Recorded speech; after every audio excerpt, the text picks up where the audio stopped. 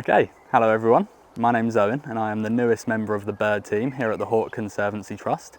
Now, I started around about 2 months ago and I've been working with birds of prey back in Bedfordshire for around about 4.5 years. But since moving to the trust, that's given me a lot of time to visit new different species and work with them up close that I haven't done in the past. But one of the birds we are going to be working with very shortly is one that I absolutely admire and really adore working with. They're really intelligent little birds and hopefully you'll appreciate them as much as I do.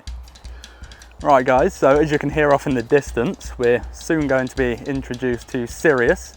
And Sirius in the wild get quite a few different names thrown around. They're referred to as the Johnny Rook, the Falkland Island Caracara.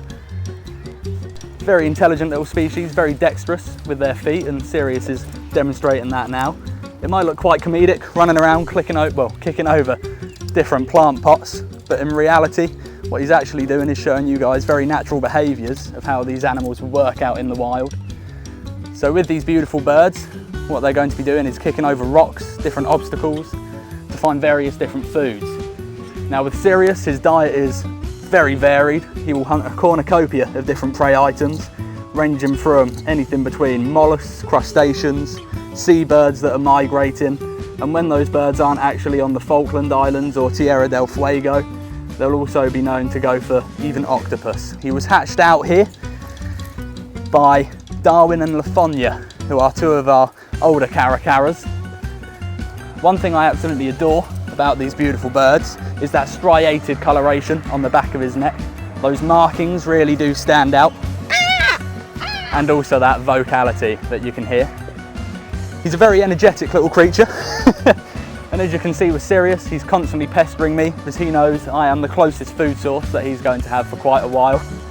Out in the Falkland Islands, these birds mob together. In fact, you can find roughly 50 young caracaras piling in together and working alongside one another to find different types of food.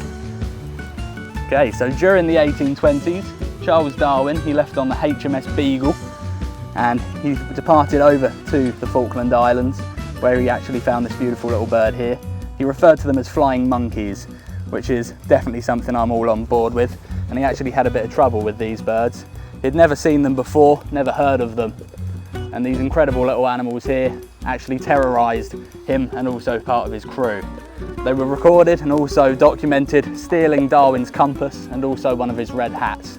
Now we're not sure why, but the colour red absolutely fascinates our caracaras. And what we're going to hopefully demonstrate is over there we've got a washing line set up with a few different coloured items. I'm going to take Sirius over and we're going to find out which one's his favourite. So straight away, now we're over here, you can see Sirius is drawn to the colour red. We've got a white tea towel, we've got a red t-shirt. We're not sure why they love this colour, but the bird knows exactly what he's up to. Now if you want to see Sirius in action, he's here on our course days, so you can come and fly him to your glove, and you can also see him hopefully in our winter demonstrations, which myself and Tom were working on and trying to get him into a nice routine. But Sirius has done a fantastic job, so I think what I'm going to do now is waddle him back over to his aviary.